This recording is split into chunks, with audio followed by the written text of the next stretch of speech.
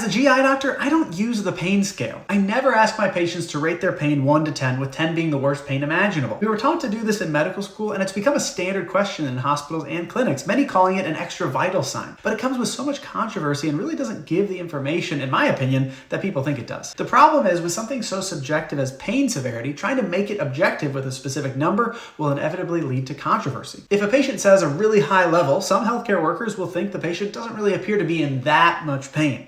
If someone else says a low level, either because they have a good tolerance or they've had an unusually painful medical episode in the past, or they don't want to oversell the pain and risk being judged by the nurse or doctor who is just judging the patient for reporting a pain level of 9 despite being on their phone, then they might not be taken as seriously. Oh, you're only at a 3? Well, that's not that bad. No need for a CT scan. It feels like patients just can't win. We try to help people. We give examples of things that are very painful and might compare to a 10 out of 10 pain. But what if the patient has never experienced those things? Not everyone has experienced childbirth or passing a kidney stone. With something this subjective, I'm not sure a number really adds much to the decision making. Patients might inflate the number or lower a number based on whether they're worried about the pain or want more workup, or if they don't want to be in the hospital and want to go back home. Now, I can see some value in relative improvement or worsening of pains. It's usually a 3 and now it's a 7, for example, or the pain meds brought it from a 6 down to a 2. But I think descriptors can be just as helpful in that case. For example, normally I can still go to work with my belly pain, but for the last 2 weeks I've had to avoid lifting anything, or I can't even go to work at all because it's so bad.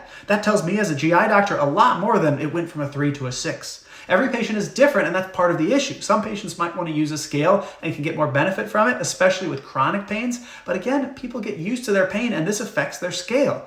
I don't think having it in the toolbox is an issue, but it shouldn't be the first thing that we turn to. Instead, we should ask patients how their quality of life is impacted, what they can or cannot do as a result of the pain, and that can give a lot more information. In an emergency, maybe that's harder to get at, but there are many non-emergency settings that are consistently using the pain scale, and I don't think we really need to.